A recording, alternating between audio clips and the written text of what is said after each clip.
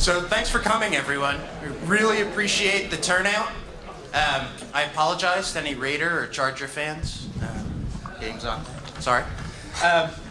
But it's really wonderful to see you all come out here. We've got about 200 folks, and it's really energizing to see the way that our Southern California entrepreneurial community is coming together. Before we get started, there's a few folks that I'd like to thank who helped us get the word out. And if you guys can do me a favor and just raise your hands if this is how you found out about the event. So first of all, we had the LA Developer User Group led by Richard Grossman. Excellent, thanks for coming. We had the LA Web and Mobile Software Entrepreneur Meetup that Willie Belk runs. The LA PHP Meetup that's run by Oleg. Cool. Idea Kick LA, run by Antone Johnson and Nick Frost. Also hope to go word out. 805 Startups by Alon.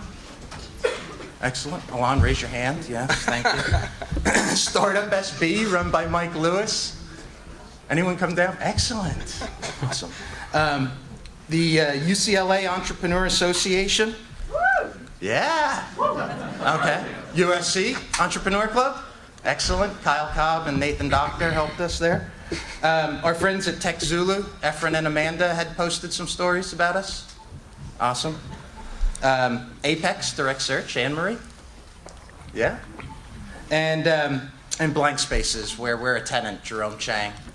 Awesome. So thanks so much to those folks. Also, there were a bunch of people tweeting on our behalf and doing things on Facebook. Folks like Chris Doomler with the Startup Foundation and Avesta at Coloft helping to get the word out. And again, this is all just great signs around the community that we're having. So I just thank you for coming, and I encourage you to keep coming out because our mission to build a stronger startup ecosystem for Southern California isn't about people who are investors. It isn't about the people who are experienced entrepreneurs acting as mentors or what have you.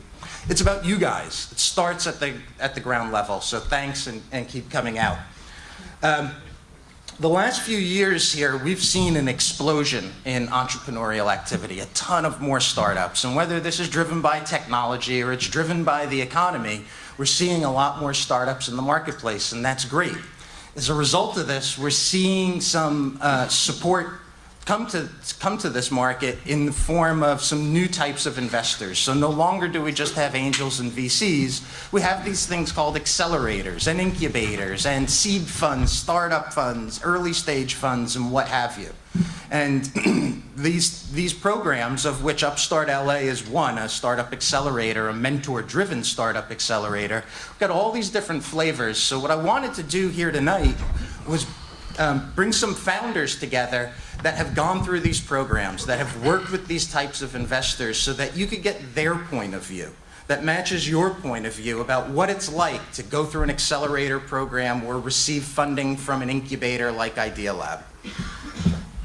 So we're not going to be talking about upStart.LA, but I do want to just say two things.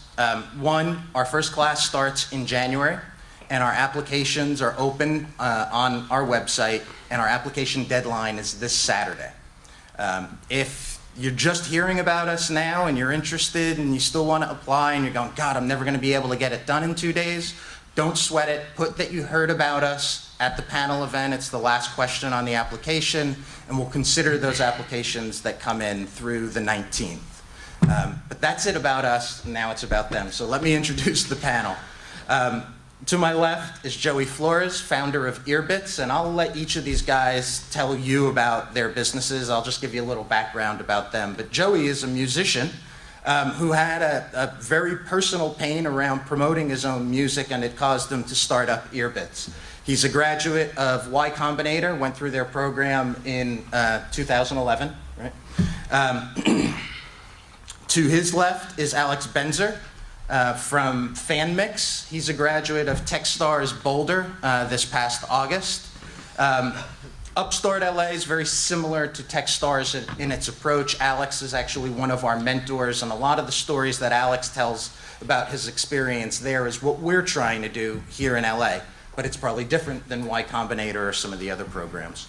To his left is Mark Evans. Mark is the technical co-founder at NetPlenish, a Ventura-based company that has 500 startups. Dave McClure, based out of Silicon Valley, as an investor. They did not go through the accelerator program there. 500 startups is a bit of a mashup of both accelerator, incubator, and other investments, but they invest certainly beyond Silicon Valley.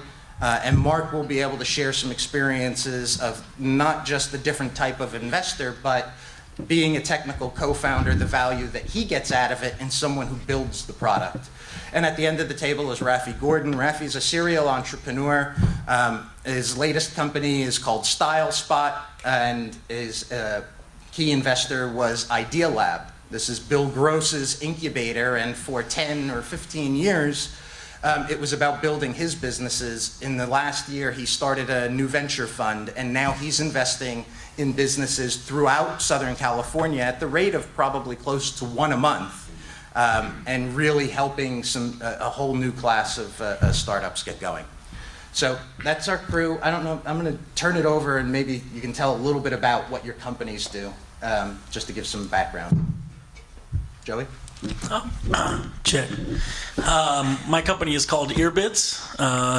It's basically an online radio platform designed for musicians, labels, and concert promoters to market their new releases, their live shows, and things like that using a Pandora-type destination. So as a consumer, you can go there and turn on a channel just like you would Pandora, but instead of getting an ad for McDonald's, you're basically being marketed to by the content providers themselves. So the band's telling you where their next show is, how to join their mailing list, and essentially it creates a commercial-free environment where you can share songs with your friends and do other things that makes it a more enjoyable listening experience, and provides more value, we think, to the music industry. How old's the company? We founded the company last January, so almost 2 years, but we didn't have a technology co-founder when we started, so we really didn't get started until summer of last year, and then we went through Y-Combinator in January through March of this year and relaunched in March. I'll ask some more questions about that whole technical co-founder thing. Sure. Because I think that's probably something that's common out, at least in our market here, that we see a lot. Alex? So I have two companies right now. One is called Social Engine, and it's a white label community platform. Lets anybody create a community website with their brand on their domain. And now we're building a new company called FanMix, and that's what we exited TechStars with. And FanMix is an automated social media marketing guru. So if you manage your company's Facebook or Twitter, WordPress, Yelp, or any other channel, FanMix will give you suggestions every day for things you can do to do a better job. My company is called NetPlenish, and what we do is we shop and you save. So the idea is that you can take any one of our mobile devices and you scan and you build a list of all the things that you buy on a day-to-day basis. So for example, a young mother might buy diapers and dog food and wipes, and the family might have toothpaste, soap, all these things that you buy over and over again. And once a week we come to you and we say, hey, how are you doing on your supplies? Because we know the exact thing you want because you scan the barcode. And then what we do is we do price comparison for you for all the things combined. So if you had a list of 30 things that you normally buy from, and today it's Tuesday and you need, you're out of 10 things, what we would do is we would say you should buy these 5 things from Target and these 6 things from Walmart because combined this is the best deal for you. And then with one button you just press it and we'll place the order for you on your behalf, so you never have to go through the process of filling out the order forms, putting in your credit card information over and over again. So it's just open up your phone, I need soap, shampoo, dog food, shop it. Okay, the best deal is at these 2 places, buy it for me, and you walk away. We're vendor agnostic. And Rafi? My name is Rafi Gordon. My company's name is StyleSpot. You can think of us really as a daily candy, but fashion focused. And we're built on top of a shopping engine. So we use a bunch of personalization technologies to help curate the world of online shopping or fashion shopping for women. Okay, so I'm going to go through this discussion kind of in 3 different phases. The first one is how you would apply to an accelerator program or get connected to these types of investors. I want to start at the beginning. And then As we're going through this, if you have questions, please tweet them to the hashtag upStartLA panel, so I'll be checking those. But as we go through each of these sections, I'll also open it up if you guys have any questions. The second part of the discussion, we'll be talking about really how these programs and how these investors work. And then the last part, we're going to focus on how the involvement and relationship with those types of programs and investors helps these businesses going forward. So kind of starting off at the application part of, certainly for an accelerator, I wanted to ask Joey, because I love this story. You guys applied and got rejected from Y-Combinator. Yep. So maybe a few things. Were you applying to different programs? Why did you apply to Y-Combinator? And what was that experience like going through and applying and then getting rejected? We applied to just about everything that we could find. At the time, it was Yatam and I were originally the only two co-founders. So we tried to get funding for our company in all kinds of ways, but very naively, sort of. For anybody who doesn't know, pretty much if you don't have a technology person, most people are not getting funded with just an idea anymore. And that was pretty much all we had. We had raised a tiny bit of money from friends and family. We had some advisors on board. We'd started a blog about what we were going to do that was attracting some people, but that was it. And so we applied to, YC for the summer session last year. And then, we applied to Tech Coast Angels and Pasadena Angels and all of the other groups around town. And then, we got rejected for Y-Combinator. Primarily, I would imagine, because we did not have a technology person. And the reality is that then it took us months to find this person, get familiar with them, and start working with them. So if we had gotten accepted, we wouldn't have accomplished anything until we got out. Which you'd be standing at demo day with the same deck you went into YC with and saying, we finally found a co-founder, fund us. And that's just not a good environment for anybody. Right. And Alex, so you went to TechStars. Tell us about the process of applying, selecting TechStars, and your company. So these companies are all at a variety of stages. As Joey mentioned, his is about 2 years old. Alex, your company had significant revenue, 10 employees, when you went and applied into TechStars. Yeah, so my story is basically the inverse of Joey's. We only applied to TechStars. We didn't apply anywhere else, and we applied with over $1 million in revenue and a group of employees, and that was actually kind of a tough choice for us. We really sort of had to be sold on the value of the program. We hadn't really thought of going into a program like this, but we knew we wanted to do something bigger than what we were doing. We founded Social Engine in 2007, and it really was, at that time, more on the lifestyle end of things, which doesn't really match my personality. And I was just really aching to do something bigger. And I had a few ideas about where to take the business, and we took one of those and applied to the program with it, and got in. So. And came out with a new company, actually. Because we realized that idea could stand alone and could fit into a lot of other products out there, not just our own. So, yeah. And for both of you guys with the accelerator programs, this application process, tell me a little bit about that. Did you do videos? What did you do to make yourself stand out? How'd you view the application process? We were very lucky because we had a connection to TechStars through a friend. So we had a very, very limited network when we were applying because we were bootstrapping. We bootstrapped all the way until last year, so we never really had a need to do a lot of networking. But we did know someone who was associated with the program. My co-founder, Charlotte, she happened to be in Boulder and had lunch with the managing director, and she sort of invited us to apply. And we did, and I think really what got us in was the traction. So we didn't have to do any crazy videos or anything like that, but there were multiple interviews, and it was pretty intensive. We really, even just the application process really made us think about our idea. So even that was educational. And did you continue to reach out to them during the application process? We did. We were pretty aggressive, actually. We were checking in frequently, and anytime Nicole, who's the managing director, anytime she would email, we got back to her instantaneously. So that's one thing you can control is response time, and you should, that's a given. How about you, Joe? Well, the first time we applied, I think we did a good job of explaining our idea, but like I said, we didn't have really enough assets and everything in place to really get accepted. And then we went to apply.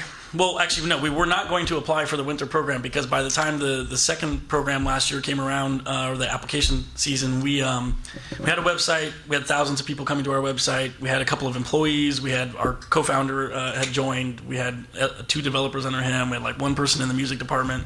We had raised close to $100,000 from friends and family, and we were just like, why would we give them like such a huge percentage of our company for 20 grand at this point? We have like so much going on. And one of our advisors, who's much more plugged into Silicon Valley, was like, how about like not be so arrogant, apply, and if you even get accepted, then you can decide if you're too good for the program. And we were like, okay, that sounds reasonable. So we applied, and I think at that point, like, we had accomplished a lot. I mean, we had a great, we had a good looking site and like 30 record labels on board or whatever it was. So like, we had enough traction that we got accepted for an interview. So we called a bunch of people who had previously been through the Y-Combinator program, and specifically we asked for names of founders who had a lot of traction going in and still went in. And everybody we talked to said the same thing, which was even if they asked for double what they asked for, and I knew now I knew then what I know now, I'd still do it. And by the time we got to the interview, we were like, oh God, we have to get in. These people are telling us this is like the greatest thing that ever happened to them. Like, God. So, I mean, we were, at first were like, nah, we're not going to do that. And then by the time we got there, we were like, oh, please let us in. Oh, God.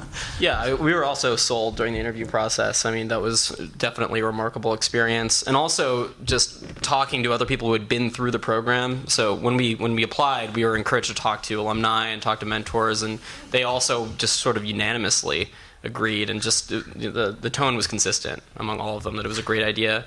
And also you can just do a basic Google search on either of these programs and see that, especially for companies that really need to raise money, just having that association, just having that brand will increase your valuation.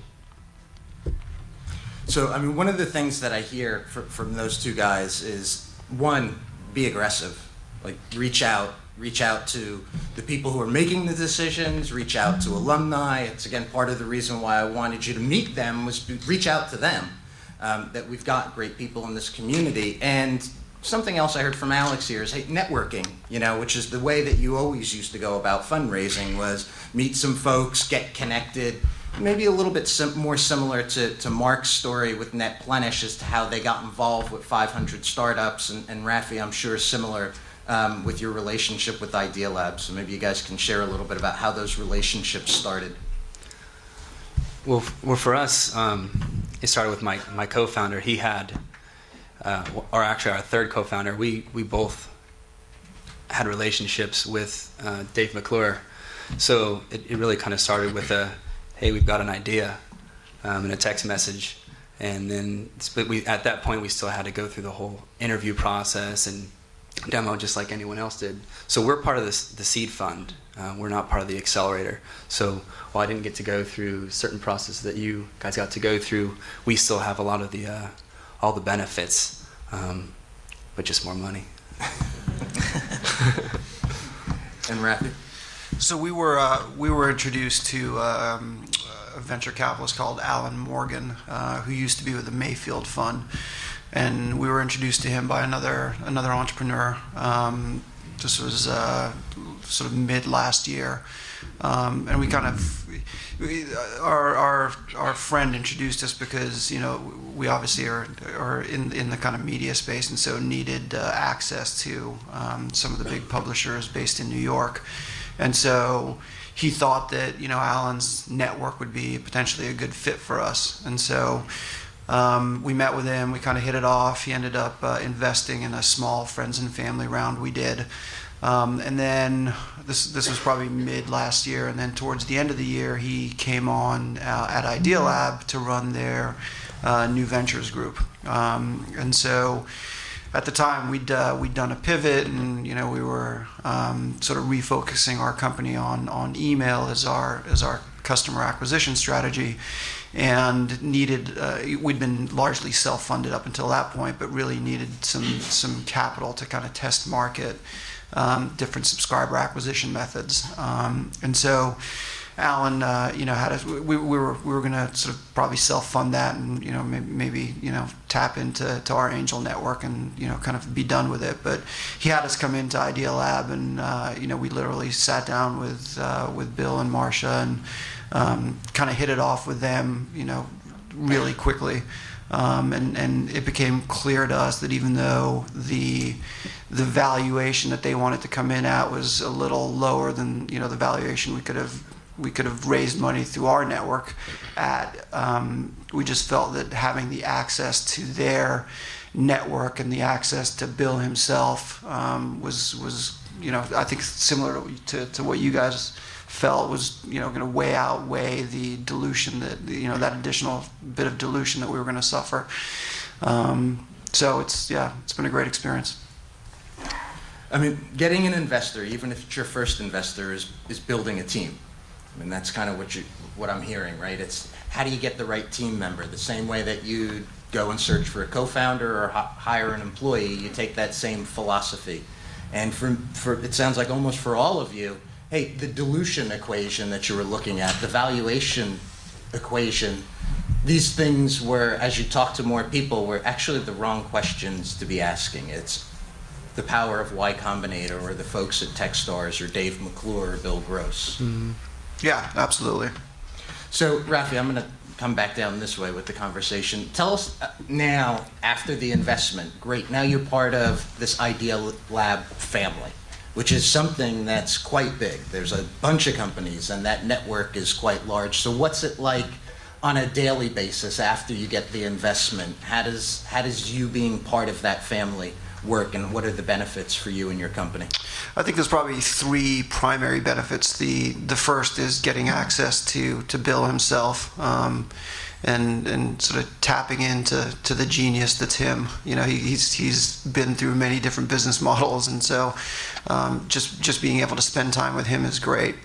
I think the other thing is really tapping into the network of other CEOs of other Idealab companies. It's a very collaborative type of environment. So we're actually not based at Idealab in Pasadena. We're here on the west side, but we probably are out there a couple times a month. And if there's any questions we have, all the other CEOs are always kind of willing to sit down and spend time with you, and like really spend time with you, not sort of rifling off emails to you, but actually sit down for an hour and help you brainstorm through something. So we found that to be very valuable. And I think the last piece is tapping into their network. For us, it was about gaining access to publishers, because we do a fair amount of content syndication, and so Alan was able to really quickly kind of get us in at the top level of whether it was Hearst or Condé Nast or anywhere we were trying to get to. They were able to help us get there. And in fact, we recently bought a business from Hearst, which was based on an introduction from Idealab. So I think that network is something that's, as you analyze these companies, you gotta, each of them has, specialties in terms of their network and areas that they're stronger in. So I think you gotta kind of look ahead and sort of think about, whether there's a good match between their network and their access and what you're trying to achieve. And you were the first investment of this new venture fund. So what were the concerns, or one of the first, for the new venture fund, correct? Yeah, I think we were either the first or the second. So what concerns did you have at being the new model?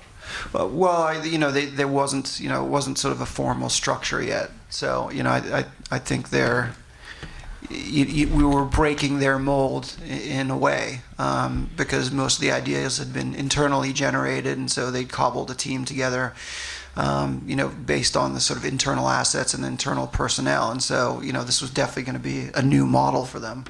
But I think we spent enough time with him that we got comfortable, and we obviously knew Alan, and had spent time with him, and he'd been really useful already. So I think that really got us comfortable. And Mark, being part of the 500 Startups Network, maybe talk a little bit about how that works. You're down here, they're up there, you're not part of the Accelerator program, but there is a whole network of resources that are available to you, correct? Yeah. Yeah, being a part of the 500 is great. There are, I think, over 200 startups that are available to you that are actually active. So what that means from a technical perspective, they've created this. It's really just a private email group at this point. But what it allows you to do is when you have a question, whether it's something you need to implement or you need to talk to somebody about how to do something or what service should you do.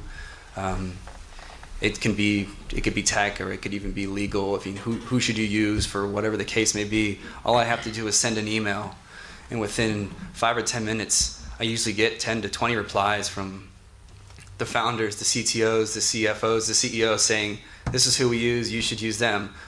Check me offline. I'll make an introduction." So when you got to make a decision in a startup and you don't know what to do because it's very likely you don't know what the next step is, being able to ask and get an answer really quick and not have to think about it, just go, okay, I'm going to do this.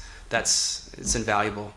So that's really cool. And then if you ever go to the 500 Startups webpage, the list of mentors that are participating and that help when you have questions is insane.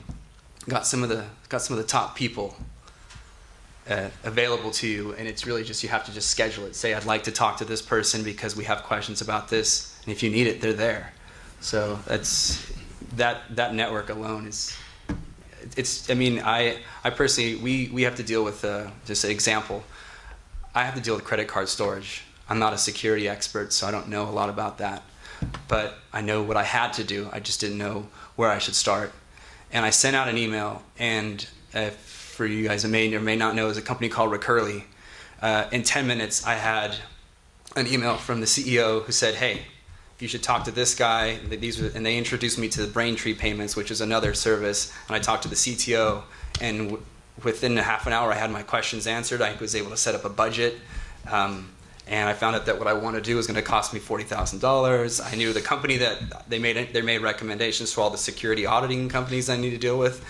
That would have taken me hours and I don't know how much money. So really, really amazing to be able to do that in a short amount of time.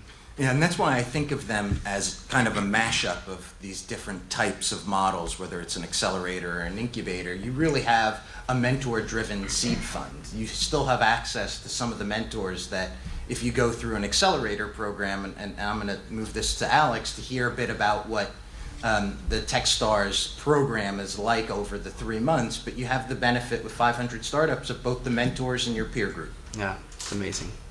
So Alex, I know we've talked a lot about the value that you got out of the program and the process, as well as your peer group. So maybe you can provide some insights. What's it really like? What does it mean to be a part of TechStars? What's it like on a day-to-day and week-to-week basis? And how was that 3-month process? So both TechStars and Y-Combinator are 3-month programs. So maybe you can provide some insights. Yeah, it's really fucking hard, actually. It's just pretty overwhelming. The first month is spent mentor dating. So you're meeting potential mentors. The goal is to pick 2 to 4 lead mentors. So you have to it's actually like dating. And that can be a huge pain in the ass. And you're meeting 4 or 5 different people every day. They're investors, they're startup veterans, they're thought leaders in different spaces, and they're all giving you different advice, and it's like a whirlwind, and it's kind of mind-boggling. So it's really, really hard. The second month, you're coding the whole time. Or that's what we were doing. The third month, you practice your pitch for the demo day event at the end. And that was probably the hardest part for me because I'm not really a natural public speaker. So that was it was transformative, definitely. So month 1, where you're Yeah. doing all that mentor dating. What's a day like? I mean, you're starting at 10 o'clock in the morning, and So at TechStars, at least in the Boulder program, meetings are just scheduled for you. So at the very beginning, there's a couple of mixers where there's like 50 or so mentors, and you just meet as many as you can, and you meet most of them. But the director will just schedule meetings for you during the first month, and you'll wake up and that day you'll have a whole list of things you have to do that appeared on your calendar literally like an hour, like at 8 a.m., right? And you just have to be available to go to all those meetings. So a typical day in month one is like 5 meetings with different possible investors or mentors, and each one is like 20 minutes. So you're like bouncing between these things really, really quickly, and you get really tired of pitching. Like, even though it's month one, you don't really know what you're pitching at that point, but it's really exhausting, but also pretty fun too. And the mentor process, like a normal mentor meeting here, 20 minutes. You're getting direct feedback on your business. How are you synthesizing all that? What's happening? I'm sure they're all telling you the same thing, right? No. Dan's referring to a phenomenon known as mentor whiplash, which is what happens when you get 10 different opinions from 10 different people, all of which you really respect. So how do you deal with that cognitive dissonance that arises from that? It's pretty hard. And we definitely had a big problem with that. It was tough. Like, it really made us even really reevaluate the core aspects of the idea that we came into TechStars with, and ultimately led to a major pivot for us. So, mentor whiplash is a real thing, and it will happen to you. So at TechStars, you guys are all in Boulder working in a place called The Bunker, right? All the founders are working together, and so there's a relationship that forms with your peers as well there that's pretty special. Yeah, it's kind of cultish. You definitely make friends. A lot of people actually end up staying in Boulder. I didn't do that. My co-founder did move there because she made so many close friends and just feels happier there. But you really make a lot of close friends. You use your friends' products. Everyone uses the same products, actually, like you were mentioning. I think every startup in my class uses the same like email deliverability product, like SendGrid. We all use that. We all use GNIP. Anyone who needs to use GNIP, we all use it. It's sort of like a family, right? And those relationships definitely they're really built in a very quick, really short period of time, and you're all going through the same conflict, so it's kind of like a frat, and it's great. Yeah. Now, Y-Combinator, completely different setup. Except for the stress, yes. So what's it like? You don't have this, you're certainly not all in the same location, but you're all generally in the same area. Right, so everyone has to move to San Francisco or Silicon Valley. It's also 3 months long.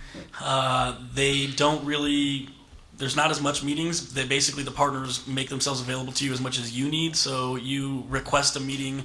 Similarly, they just give you whatever time they have. They say, be here Tuesday at 3. But if you don't schedule office hours, you basically won't get any, and that's bad for you because A, you're not getting all the advice that you could be getting, and B, you're not getting FaceTime with people who ultimately are going to be making introductions to other important people for you. So if they have no idea what's going on with your business or what have you, it makes the program less valuable. I think that's actually one mistake we made. We just did not spend enough time with the partners because we felt like we knew what we needed to do, and we would just stay and work, and we were also in San Francisco instead of Silicon Valley, so we didn't make the trip down as often just for the heck of it. And now in retrospect, there's just a good reason to go, even if you think you don't really need it. Right, so culture is completely different. There's something in common, though, I think I've heard you guys both tell me stories about, is the network that forms after these programs with the companies. And so, how many companies were in your class? 43. Okay. Yeah. And again, all kind of sharing experiences, being beta testers and what have you. Yeah, so we actually use a lot of services that have been built by YC companies. So we use like Mixpanel and Heroku and other services. So oftentimes we get like great discounts because they basically just treat the YC family really well. Same thing, I mean, like, one day I'm like, I wish we were better at viral marketing. I wonder if I can get the marketing person from Dropbox on the phone. It was like half an hour later, I'm talking to this guy for like an hour. So you can pretty much tap into this network whenever you want. And everyone tries to like pay it forward. Like YC's been so good to them that they'll treat these people really well. And I have people that are going through like the last YC batch that are asking me for help because I've done whatever they're looking for. I have people who are applying, coming, asking for help, and it's just sort of like, it's not even unspoken, it's spoken. You will help these people. That's just sort of an agreement that you have with the crew is like, hey, if I need something, you will help me because you know that I'll do the same. So I know we've got some questions that are coming in. So if you have questions, tweet them out. We've got one in the back, but Jeff Solomon tweeted a question. Jeff, you want to ask it? The one about it being all roses?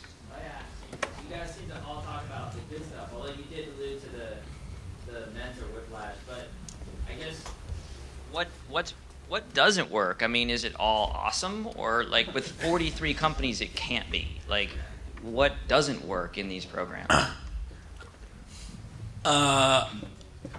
Don't get me wrong, a lot of it sucks because it's really hard. It's like he was saying, like, okay, so you get accepted and you think to your, okay, so if anybody's tried to raise money, it's horrible. And so we had tried to do that for the better part of a year before we got accepted, and then we had this realization that like 90-something days from now, we were going to get to pitch 350 investors that included like Sequoia Capital and Andreessen Horowitz and Ron Conway, and everybody who we ever would want to get a meeting with was going to be in this one room. And everything we accomplished from the day we got accepted to that day would determine if we walked out of that room with an awesome opportunity in front of us or going back to like beating our heads against the wall trying to raise money from like back in LA with no connection. So the minute you get accepted, you're like, oh my God, like we have very short period of time, we can have to accomplish as much as we humanly can.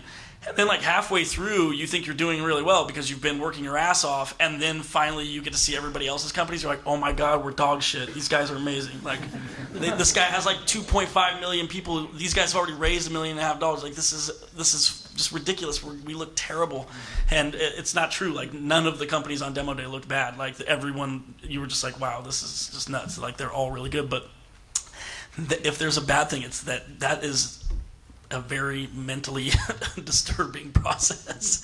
Like by the end, I mean, I lived with three other people in a 3-bedroom house.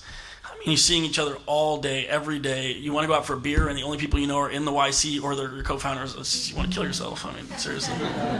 Yeah, the stress is debilitating. It can be really bad. Like I was so stressed out about demo day that I memorized my entire pitch because I had to, and I walked all over Boulder, like up and down the creek every day for about 3 or 4 weeks, just like mumbling to myself. And even like the homeless people were getting scared of me by the end, and it was incredibly stressful. And that can really, like, if you can't handle it, it really can debilitate.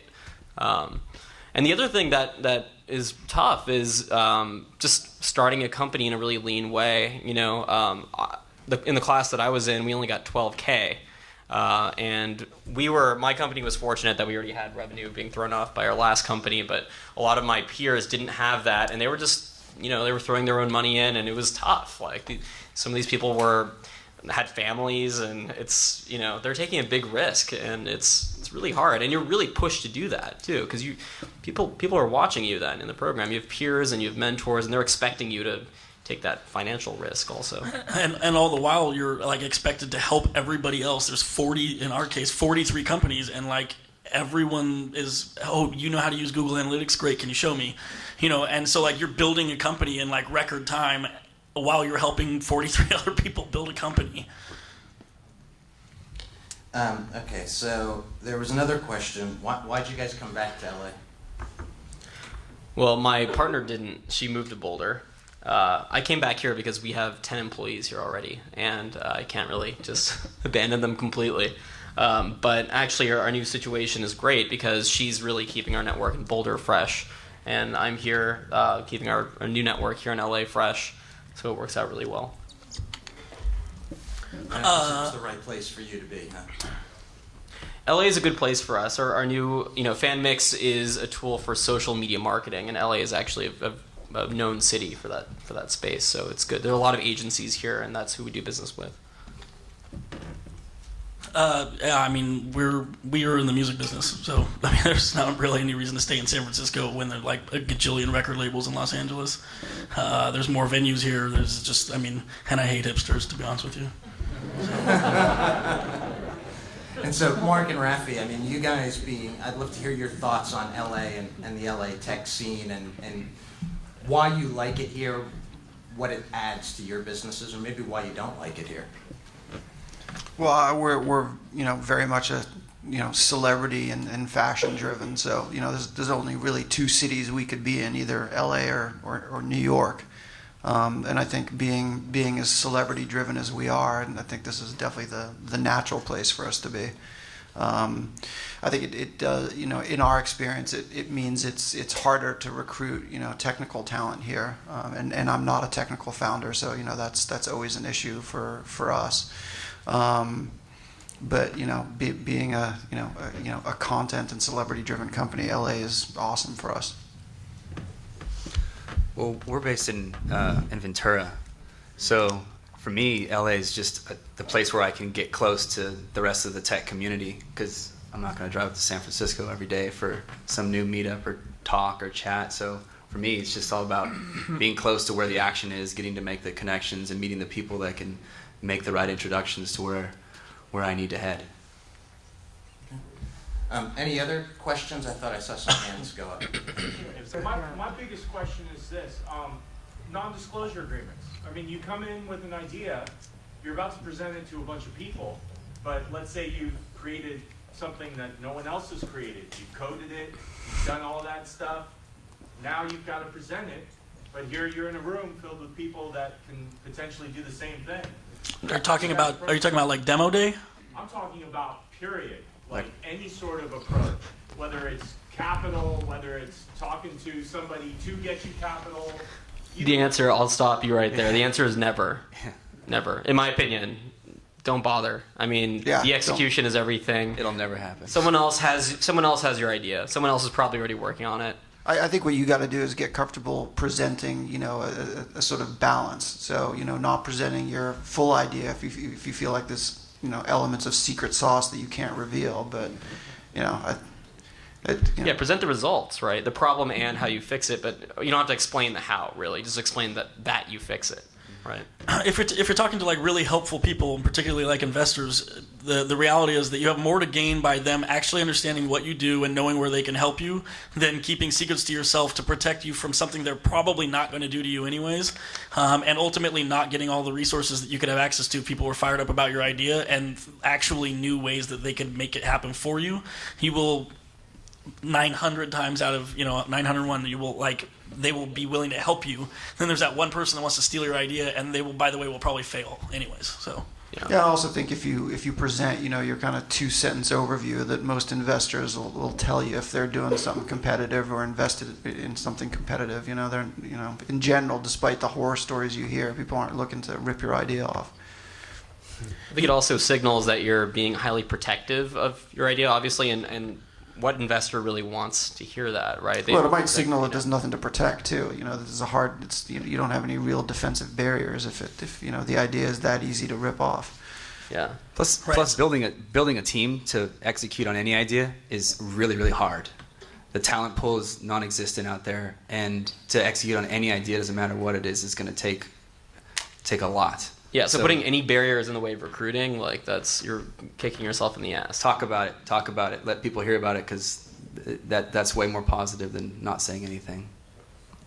From an investor perspective, I mean, 99.9% of investors will not sign an NDA. And part of it is it's just not practical. You constantly see similar ideas, so it makes the idea of signing an NDA almost impossible. But then I agree with everything that they said. It's about execution. It's hard to get someone to steal your idea. Try doing that for a month. Go around and pitch it and see if you can get someone else to steal your idea. It's hard. It's about execution. Could you comment on the failure rate or the dropout rate or the realization that maybe you should keep the day job and not be an entrepreneur after going through a program? So was there any dropout rate in YC? No. TechStars? No. Well, that's not true. I mean, a couple of the founders split up. Like, a couple people on a team didn't work out, so one would leave. We actually had one group, a couple of the co-founders decided to leave, and YC just funded them again, put them in the next batch. So Yeah, people don't really leave unless there's just like personal issues between them and their founder. It has nothing to do with like, I don't like the program. And Mark, how about from 500 startups? I mean, they've been investing at a pretty high rate. You said there's about 200 companies. This is only about 2 years in. So he's doing about 100 investments a year. How many of them are active? How many have you seen fail? Well, I haven't seen any of them fail, but that's just means I don't know that they've failed. Yeah. So I think that there's a lot of them that are active, because when you're in the group, like that I was talking about, these email group, there's so much chatter, there's so much people going, so much talk. I don't think there's a lot of, I haven't heard anything negative from any startup at 500 startups yet. So many of these accelerators, incubators, and early stage funds, the approaches that they're taking, these new approaches, they're all relatively young. Even Y-Combinator and TechStars are only about 5 years old. And so we're most familiar with the TechStars model. That's who we work with. And the survival rate, the active rate, is something about 80% of the companies are still active. And this just goes to speak that the power that mentors can have, that a good investor can have on a startup. It's still freaking hard to get a startup to work and to survive. But this is, to me, the benefit of these programs and these investors, is they become very active. And it increases the chance of survival significantly. So I'm biased, but if I advise entrepreneurs, you're trying to get into these types of programs. You're trying to get these types of investors, because it does have a significant impact on survival. You still have some of the things like a founder breakup, where the company has to effectively restart, but it is very powerful. Oh, okay. Who controls the microphone? I'm an architect. We're working on a new incubator project up in Santa Barbara, and I'm wondering if you guys have any bitchin' examples or sources, or say this place is really cool, or these are the things we'd really love to see in an incubator. This is what worked. This is what helped us. Just as far as your physical facilities, are there some great examples out there, places that you could point us to say, go check this place out? So Alex, tell people about the bunker. I know they're not in the bunker anymore, but tell them about the bunker. Yeah, so I was the last class in the bunker, and it was the basement of a 8-story building in Boulder. It used to be a gym. Kind of smelled. It's really cold all the time, because I think people used to work out down there, so they would keep it really cold. So it was freezing all the time. Kind of filthy a little bit. There was a ping pong table that was good.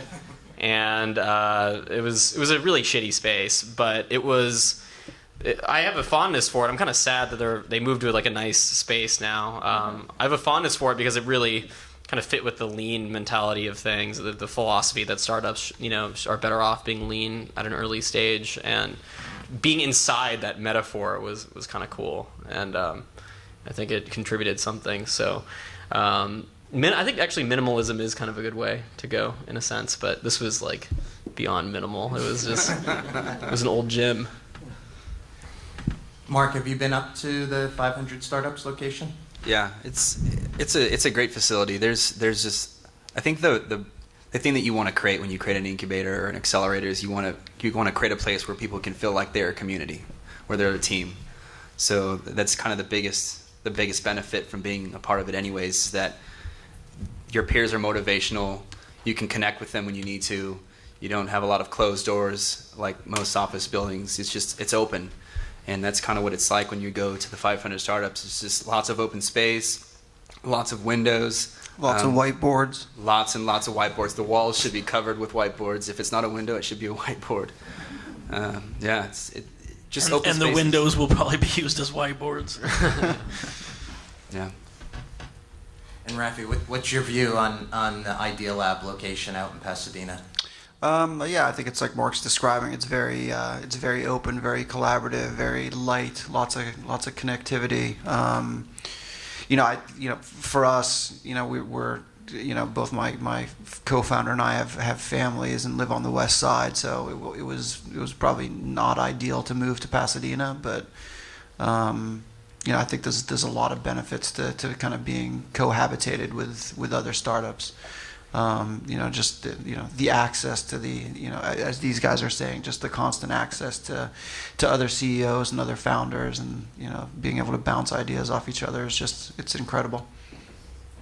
Yeah, my personal view on this is miss on the TechStars side. I mean, the Idealab, the offices are gorgeous. It is amazing, and I go. Yeah, I mean, if you haven't visited, you should go check that out. Yeah, it's really amazing, but it doesn't maybe send off the right lean vibe. So it all depends on the type of business that you're incubating. Where TechStars, the Boulder facility had, a cruddy old refrigerator. The ping pong table was the nicest thing in the place, and the founder's room where the teams work is just an open room, and there's nothing fancy about it, and no good office furniture. I mean, there was a keg on tap all the time. It was cool. Kegerator is the most. Yeah. Have a kitchen. Have a place for people to eat. Lots of space for food and drink, so that they can stay there and feel comfortable. Were they there all the time, 24/7? What was it? That? Were they there all the time, day and night, or mostly? Yeah, there's people that are really late. Yeah, you could sleep. Some people slept. Some people sleep there. Yeah, we had a couple of sleepers who were there like every day, and there was a gym, so there were showers, so you could go and shower, but it was really gross. Any comment on YC? What's the facility like there? Well, it's not really like a workspace as much. It's pretty much a mess hall. You just go there for dinner every Tuesday night, and they have a speaker, and there's it's pretty much picnic style benches in a big white room. I mean, that's a real big difference between Y-Combinator and TechStars. I often hear the question, what are the differences? And one of the key differences is Paul Graham's approach, that his philosophy that each of the companies should be building their own culture immediately, so you don't co-work in the same space. While the TechStars approach is, no, this co-working is really powerful, and collaboration can benefit an early stage company. So, I actually I think there's pros and cons to both of those. From what I gather from other people that go through TechStars, for example, they probably are better friends with more people in their class. We have definitely some really close friends from YC, and we help all the other companies. But I mean, there's people that I bump into. I'm like, oh yeah, that guy was in our class. It's like there was first off a lot of companies, but when you don't see them except for once a week, I mean, there were people who by the end of the program's name I still didn't know. So that's not as good for forming the strength of the alumni network there in terms of just how close you are. On the other hand, I ate, slept, and breathed with my co-founders for 3 months, and working at the kitchen table, and it was a very unifying experience with them that I would definitely not give up. Application competitive for these, and especially for Joey, who had the experience of getting rejected and then getting accepted. What do you think what were the major differences, and what would you suggest? Well, I think that we just accomplished. I mean, it's hard to say. It wasn't like we applied once and then we applied and we just wrote a better application the next time. The company was better at that point.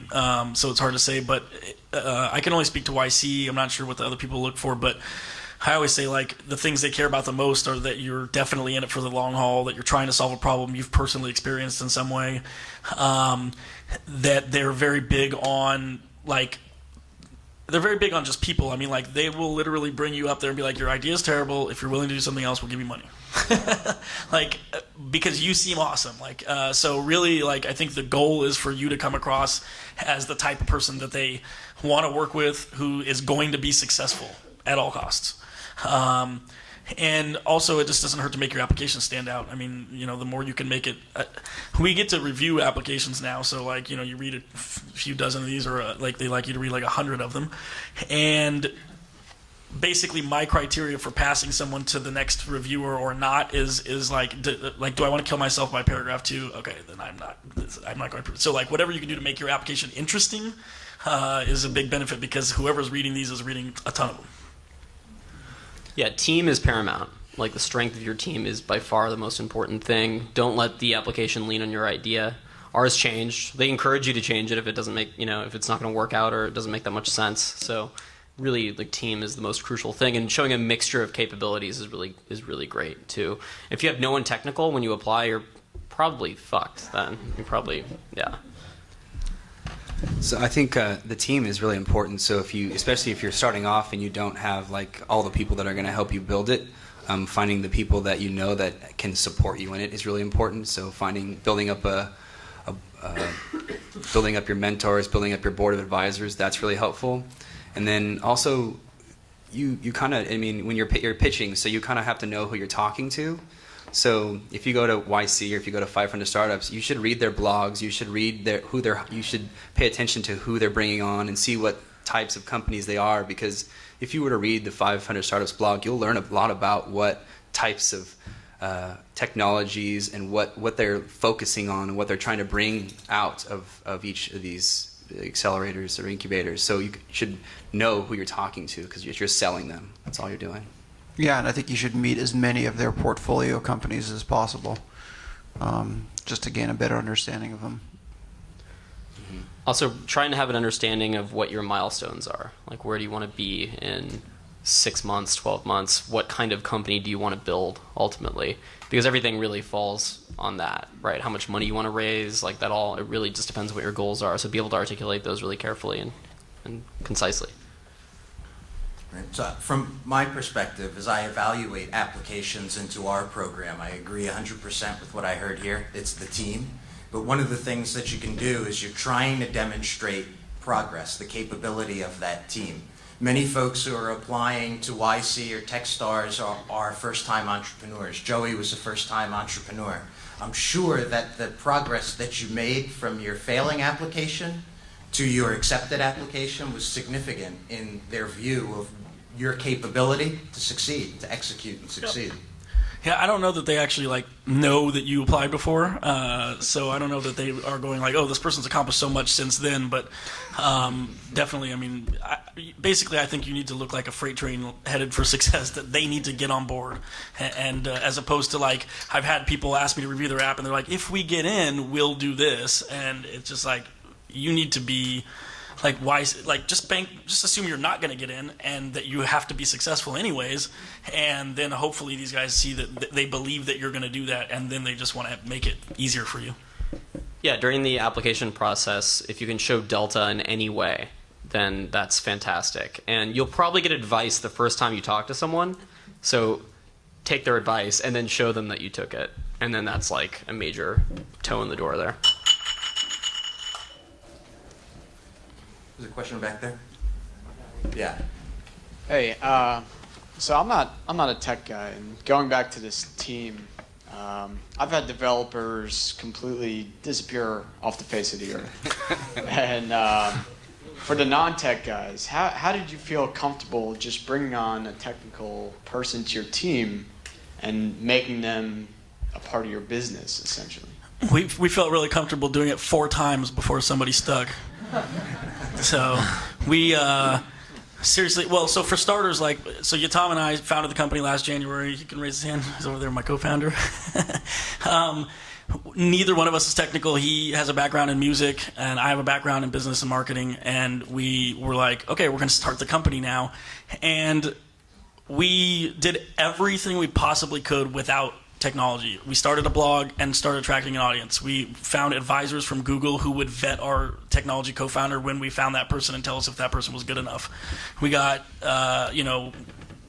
we started raising money. We hired a designer, gave them equity to build the design for our website. We did everything we could without writing a line of code. And then we kept trying to find technology people, and we, I think, signed paperwork with at least one. We got all the way to contract the night of the signing with one person, and then they're like, yeah, I took a job. And then we actually signed paperwork with somebody. They were supposed to be working on the project. And then, we weren't moving along fast enough. So this guy, Ben, who we had met, who was really fired up about our idea, who we weren't quite sure we were going to move forward with, well, you can help the guy that we hired. And next thing you know, we see that Ben's doing everything, and the guy has accomplished nothing. And Ben's like, okay, I'm just going to keep building. You let me know when this is if you want me to stop. And at some point, the other guy was like, I think it's pretty clear Ben's going to be your guy. And he excused himself from our project, and Ben became our co-founder. So, I mean, it took it's painful. I mean, you're telling investors we're going to have a site in X period of time, which, by the way, even if you had a reliable person, was probably bullshit. And then and then the person leaves and there's like not a line of code written. You're like, this is horrible. Hey, Joey, how many months did it take to find your final tech guy? So we started the company in January, and Ben did not start writing code until July. Anyone else, Mark, from your perspective? Question? As a technical guy, it's just one of the most common questions here for any startup is how do I get my technical co-founder? How do I go through this process? From your perspective? Well, I was lucky because it was me, so yeah. But finding everyone to help me is still a challenge. I've gone through similar experiences where you bring on a new person and then they're there for a week and then they just disappear. They don't even respond, and you're like, what happened? It's kind of weird. And other people, you really have to find people that you really like. I mean, not only do they have to be technically capable, but you have to like working with them. And typically, coders are peculiar. So, we're all kind of got our own little peculiarities, and we all do different things. And you got to make sure you can be able to work with that. Late nights, random hours, personality disorders. It's a lot of it. I think it applies to any discipline, technology, marketing, whatever it is. I think it's really important to cut bait quickly, like go with your gut, and if the fit's not right, you gotta, believe in yourself, cut it, and move on. I think going back to this other person's question earlier, how could you get a technology co-founder also if you're not willing to tell people what you're working on and like really get them fired up and tell them like the cool parts of the business? Like you always want to be like, yeah, I'll tell them what I'm doing, but not really. Like I'll keep the cool things to myself so nobody copies me. And then you've basically just told them an idea that has nothing cool about it. So like it really helped. I mean, at first, like you're usually most afraid of telling people your idea when that's all you have. And then at some point we'd accomplished enough that we realized this is going to be impossible. So best of luck to anybody who wants to try to do this, because like this is retarded. Like this is so hard. So anyone who wants to try to compete with us, go ahead, because it will be funny to watch somebody else go through this. So we just started telling everybody we could about our idea, and that's how we found Ben, because we were at a networking event. He's like, "What are you working on?" He just told me he came out of London Business School for finance. I told him we're working on this thing, and he's like, "Let me build that." I'm like, what? Question? Over here, Mike. Hi. It's a kind of a cliche, but did you stand up? I could. Yeah, it's kind of a cliche, but when do you quit your job? I think I personally wouldn't recommend quitting your job unless you can live with unless you have the situation where you don't need money for at least a year. What are you willing to risk? Like how much money do you have? What kind of personal runway do you have? If the answer is 0 and you don't think you can realistically raise money to pay yourself, then keep your job, right?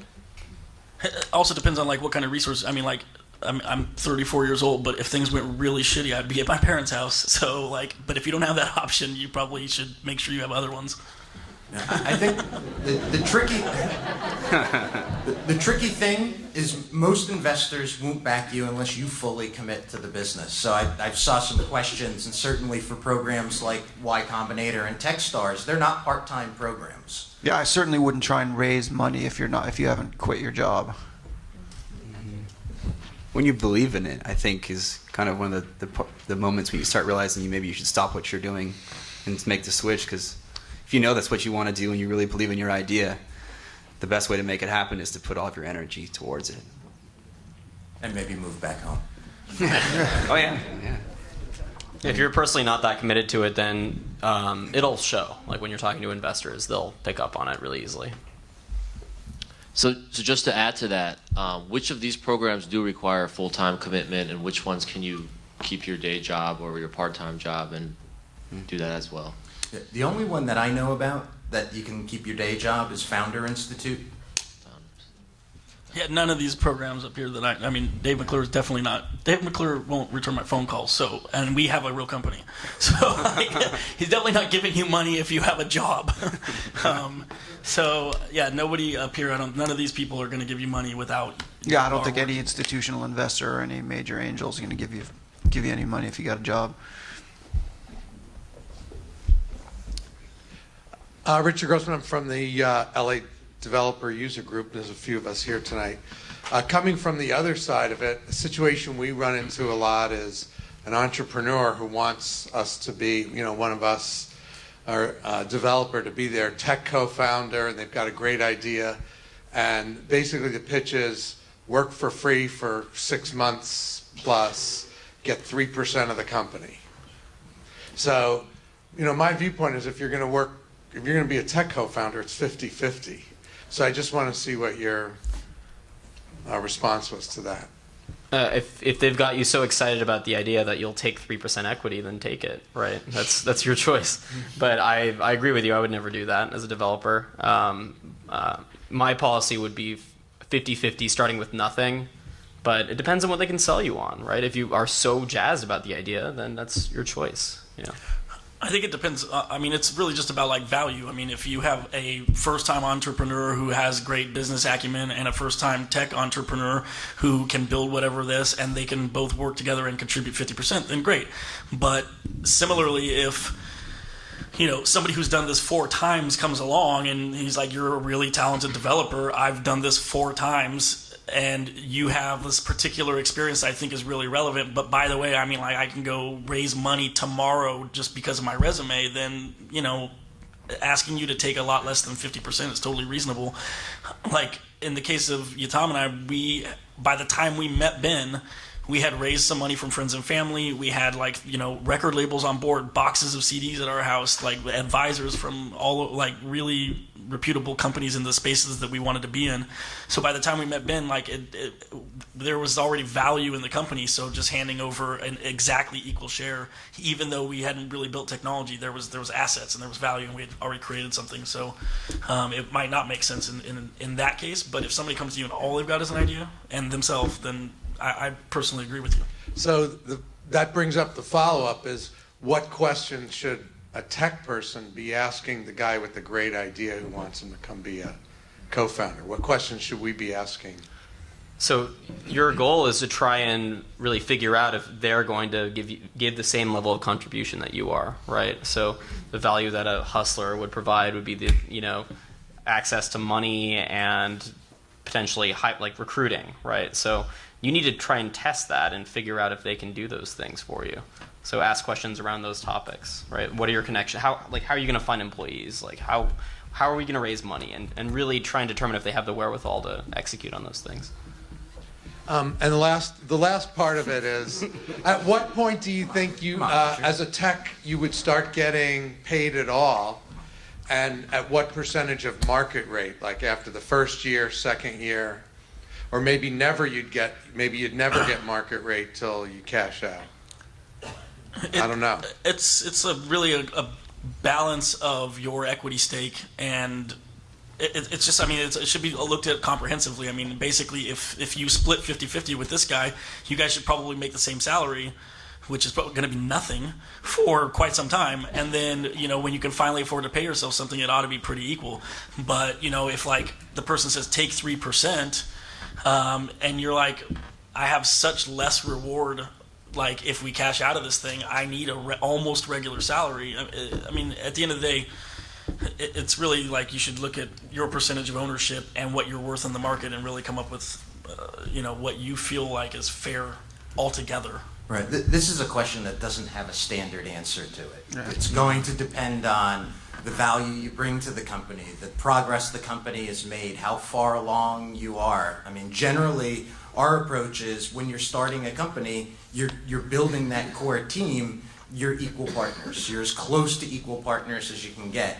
But then once you start developing, you start having record label deals and what have you, that math starts to change. And there's just no standard answer to that. It's always going to be an individual question that has market dynamics attached to it as well with the progress. Yeah, I think one other complicating factor is, are you guys, as founders, are you guys putting actual cash in?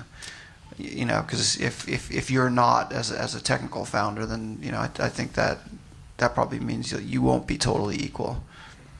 So my advice is, on this issue, there's no standard answer. So when it comes up, this is a great place for advisors and mentors and peers to get involved, so you can start to figure out what's fair. How am I going to build the foundation of my team on something that everyone feels comfortable with?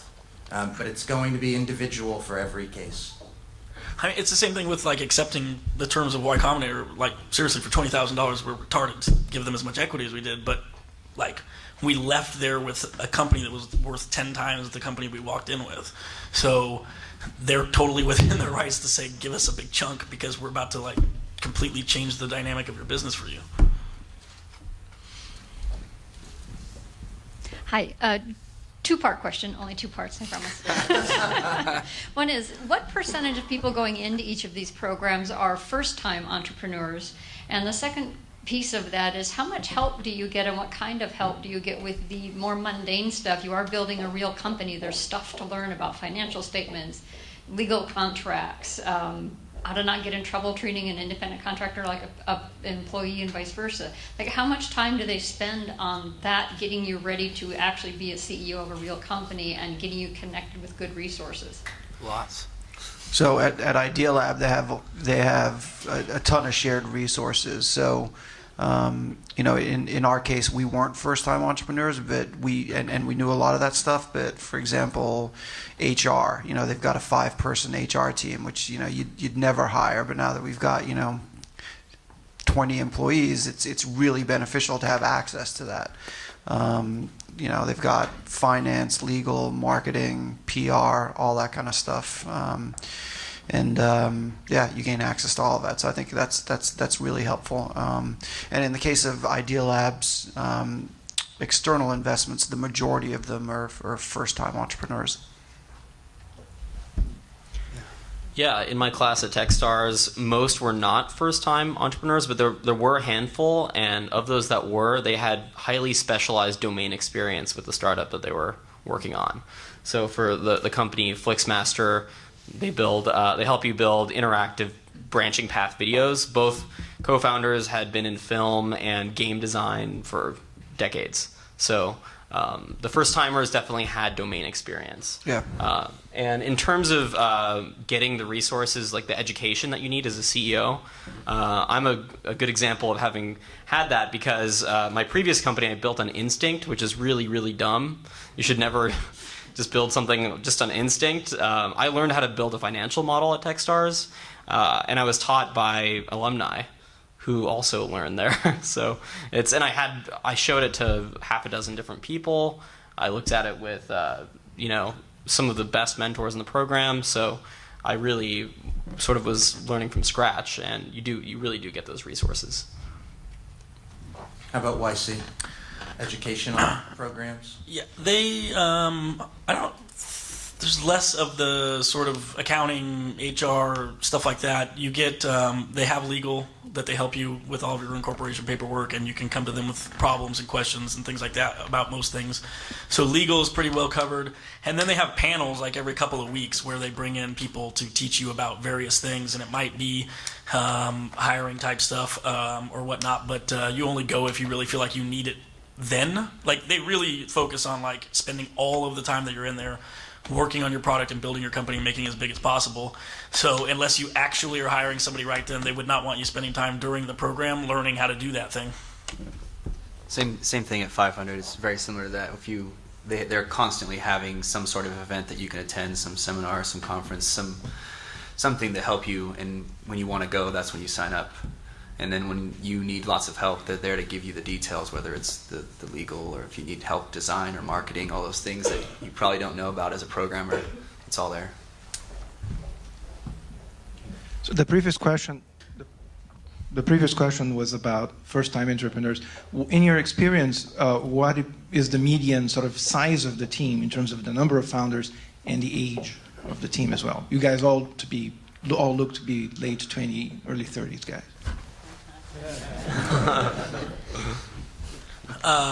YC is typically 2 to 3 founders. Very rarely will they let in 1 founder. A lot of teams were 3, but somewhere between like 2.5, and tend to be like mid-20s. I mean, what the class we were in, there was a 17 and a 19-year-old like team.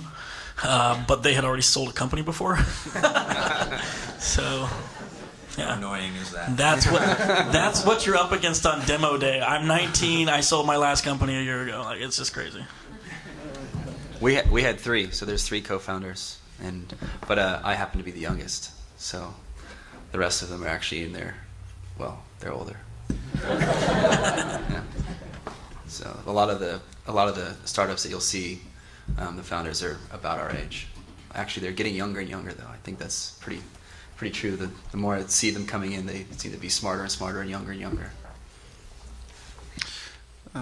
Yeah, I'm not sure Idealab has a sort of a discernible pattern yet. I think there's probably a trade-off. If you're a first-time entrepreneur and you're, on the older side of things, you probably have a lot of domain expertise that, would make you attractive. And you probably have more personal runway than, somebody younger does. And the flip side is you've probably got, more at risk, and you may not have the, the sort of the stomach for the roller coaster. So, as an investor, I'm sure they sort of view it as a trade-off. Yeah, I mean, imagine a 22-year-old that's got no family, no wife, no kids, and maybe a pet, versus somebody that's got a wife and kids and a family and responsibility. It's kind of like... Yeah, I mean, I've personally done it both ways. I did it, single, and it was definitely a lot less stressful than doing it with a wife and kids.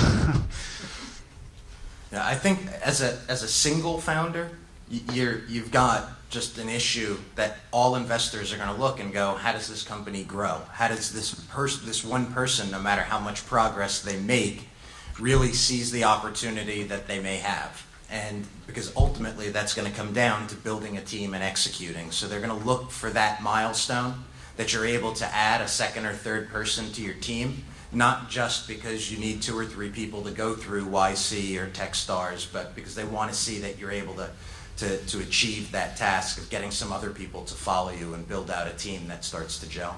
Yeah, I also think it's nearly impossible emotionally to kind of go through the roller coaster on your own without a co-founder. It's hard. So yeah, it's rare to see that happen. Yeah, we had 2 people, my co-founder and I, and it was really hard, even with 2. And we had so many meetings scheduled, we would assign ourselves, we would each go to separate meetings just to cover as much ground as possible. But I would rather have 3 or 4, honestly. As far as our own personal research, I'm hoping you can hear me, it seems that patents is one of the major solutions that we could approach with NDA, stuff like that, with anyone that we'd have programming. But I was curious if they actually talked to you about any sort of patenting, such as the process of actually having a mobile or whatever purchases you've done stored and then giving you the deals. Is that a patentable process? Is it something they talk to you about at all through these tech startup combinators or incubators? Were you referring to my? Specifically to you, is that something that you've considered, or is it an option? Yeah, we have we've filed for a lot of IP. It definitely takes a lot of time and a lot of money, and you need to do it right. But they definitely, it's actually it's a good thing to talk about when you're talking to investors. You get a lot of direction and push that you should, if you have something, it's really important, but it's not a deal breaker. And if you can afford it, that's good, but it's sometimes kind of hard to afford in early stages anyways, and you shouldn't really focus on that in the beginning. But you're not holding up your business for it, right? Right. Yeah. From a Y-Combinator and TechStars perspective, how many people in your class had patents, had IP? Was it significant? Were there any?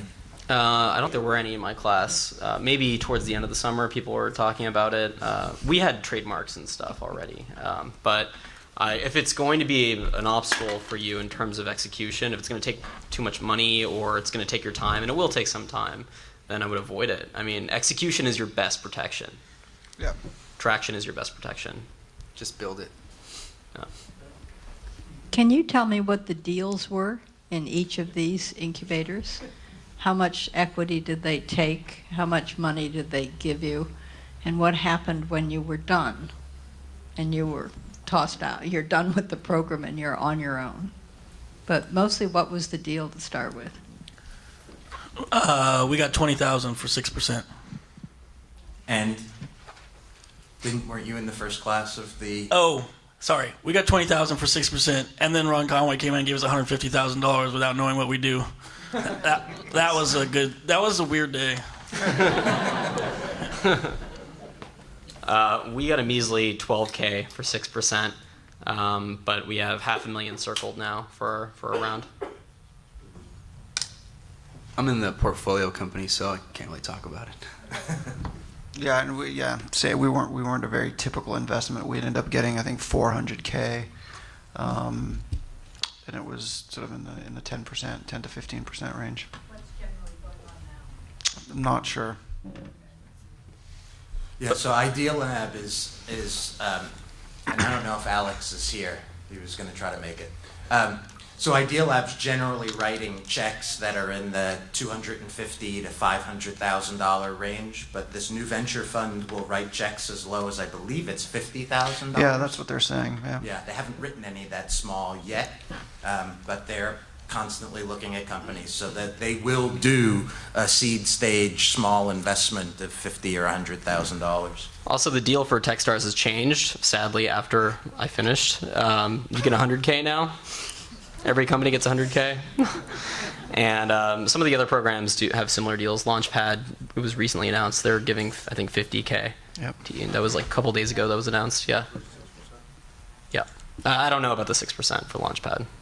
I'm not sure how much equity. The notes that or the 150 and 100,000 that Y-Combinator and TechStars are doing now are follow-on investments. They're convertible notes, so the percentage of that investment, that's not the 6%. It's at whatever your next round priced at.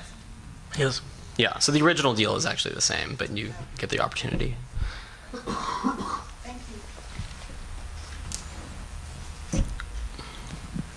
Yeah, I was just kind of curious what you guys think of just the LA startup community in general. Like, is it changing for the better, I guess even for the worse? And if your perceptions of it really changed before or after you were in these incubator programs? It feels like it's getting a lot better. It feels like it's getting a lot more fun. So there's lots of talks, there's lots of opportunities. So you just got to make sure that you don't go to all of them and get distracted, because there's a lot of things that you'll want to go to, and you kind of have to figure out which ones are really relevant and which ones aren't. Yeah, it also feels like there's there's a number of successful entrepreneurs that are kind of paying it back and really helping to mentor startups in LA. So I think it's getting great. It's getting a lot better. I think there's definitely a critical mass building on the west side especially, and to some extent on the east side too. Pasadena has a lot of resources. A lot of companies are getting older, or they're, MySpace has shed a lot of really great talent. And the Overture diaspora has resulted in a lot of fantastic mentors, and it's definitely improving. So as an entrepreneur, it's actually sort of an opportunistic time to be in LA, because people are especially willing to collaborate and talk. Whereas my understanding is that in the up north, it's a little more sort of, there's more of a competitive tone. I was wondering if anyone on the panel had worked in the sort of .com era. I worked in that era.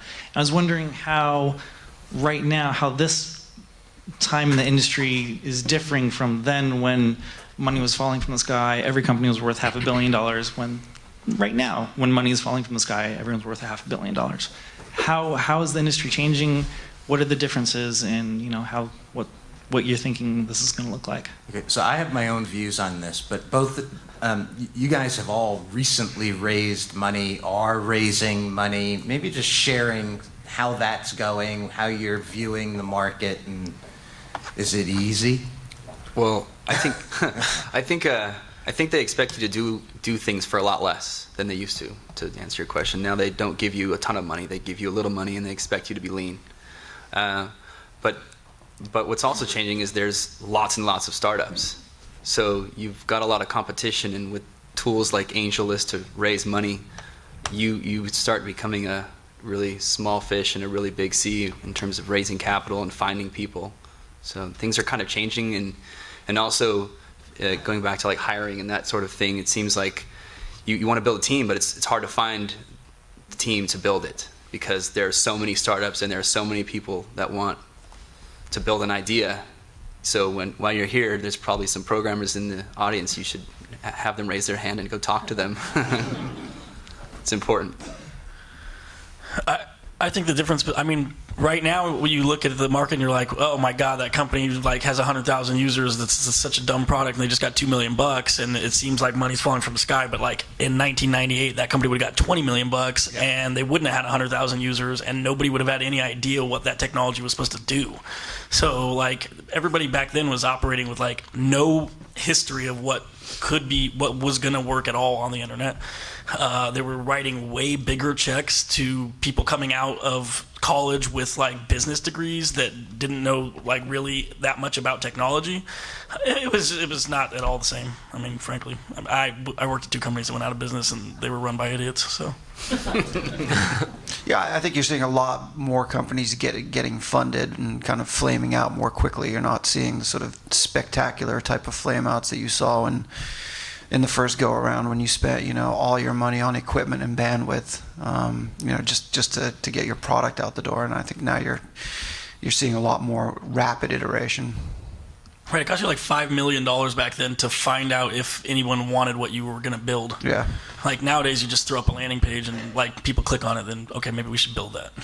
Plus, it's cheaper to do it now. Right. Everything's way cheaper. That's also another big benefit of being in the Accelerator. Not only do you get your investment, but you get tons and tons of discounts. Everything all the services, your hosting, and access to all the demos and all the big cool events that are happening. You're going to get invites, you're going to get discounts, and so there's tons of value by just being able to have that access. And as someone that went through that kind of Web 1.0 world and sees where it is today, I don't think money was falling from trees then. I don't think it's falling from trees now. I think it's always hard to raise money. And as an entrepreneur, you need to focus on building your business, getting traction, building revenue.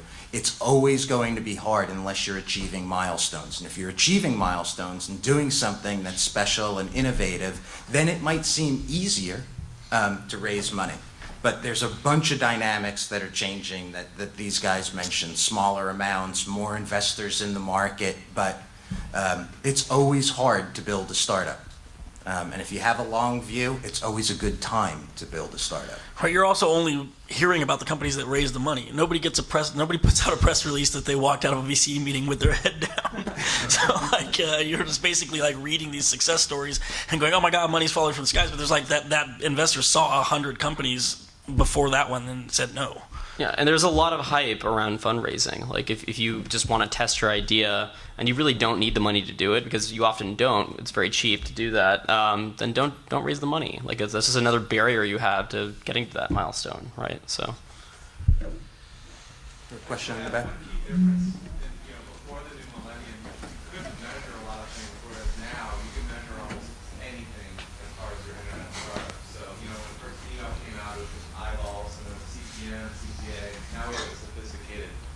Language to talk about these things. So instead of giving you money to figure it out, now they give you a lot less, and then see how you do against the numbers. Right, like back then you would have told your investor like we get 2 billion hits, and that meant like 17 ads on a page. Like so, basically divide that number by 17, and that was your page views. Right, yeah, but hits like versus. You just use metrics that nobody really validated in any way or understood. Just to throw this out there, the answer is really, really great. I actually just came from big corporate America. I think what I've found is that, a lot of my friends have been funded and, hiring, at least I hire a lot of small companies. I think the trend that I'm seeing right now is it seems like big companies are almost outsourcing their R&D. Like, you have this idea, let's see if you do it. If you can pull it off, then okay, we'll throw some money at you. It seems like that's what's different there. Before, it was about this .com land grab, like, okay, these, 10,000 people have this idea for a place to buy books. Let's see who does it, and there's this this fight to the end for that.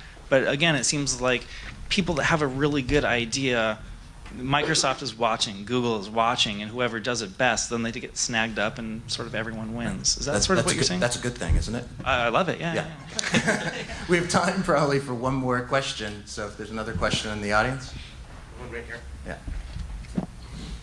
So I came across an interesting situation the other day where a coworker of mine had a problem where he needed a mobile application, and he turns out to be a guy who specializes in high-performance web services, which is something that I don't know very much about, and we're like, oh, we can help each other here. How often is that, I mean, as a networking thing that's useful, but have you guys made trades like that before? Where say, you put in 10, 20 hours for me, and I'll do it for you, even though we couldn't actually afford to pay each other at market rates?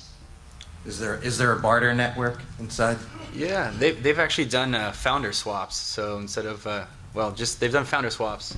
So a CEO will switch with the CEO, CTOs cross up, from one startup to the other, just to kind of get a different perspective. So that happens quite a bit because there's no one right answer, and when there's someone else there that you can add value to your team, it definitely happens. TechStars, Y-Combinator? Yeah, we've seen that happen too. As long as the expectations are clear, I think it's fine. It happens pretty frequently.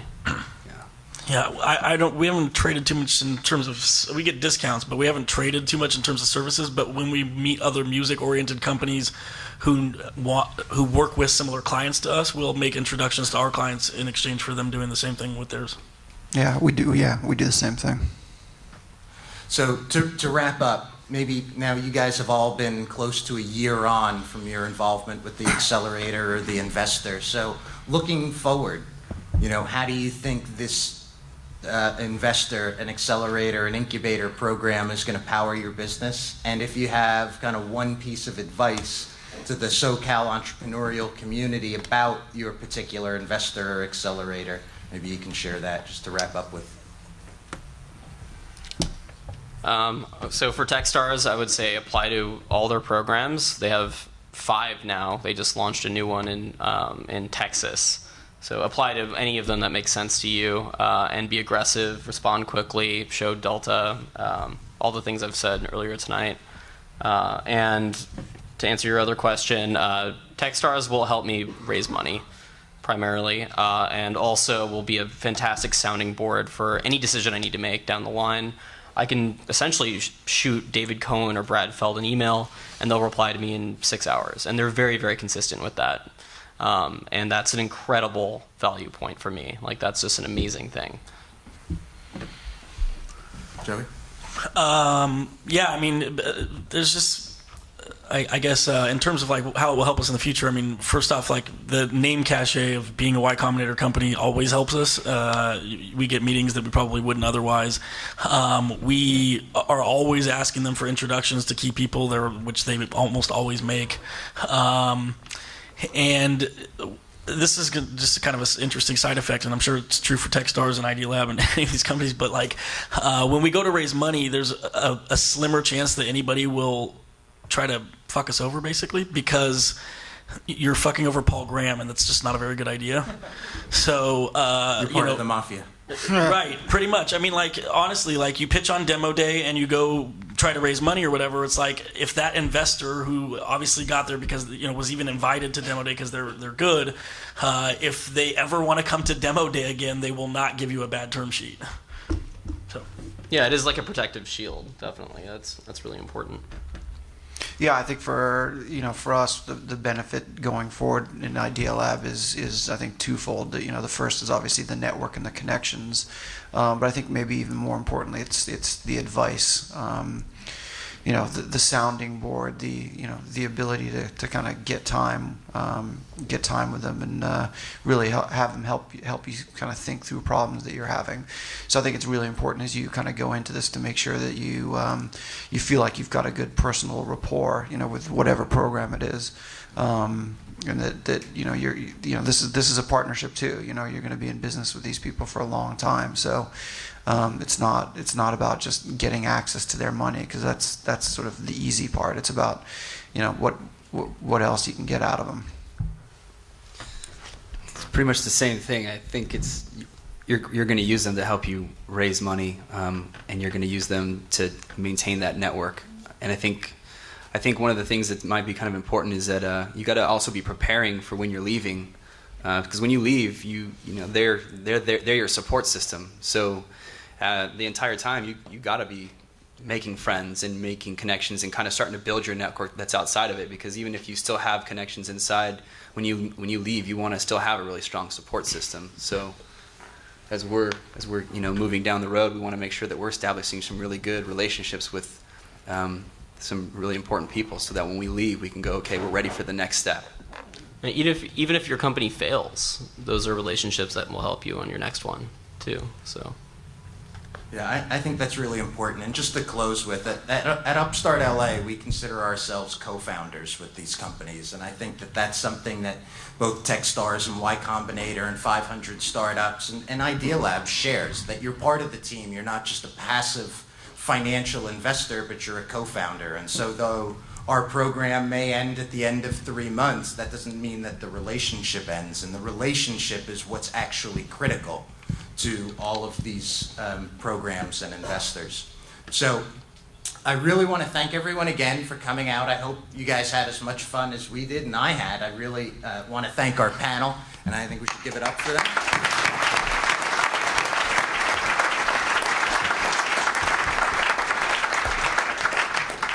I'm going to stick around for a while. I hope you guys will too, to network. We don't have to jump out of here immediately, and then might go grab a drink in Santa Monica as well. So hopefully see all you guys around. Thanks again.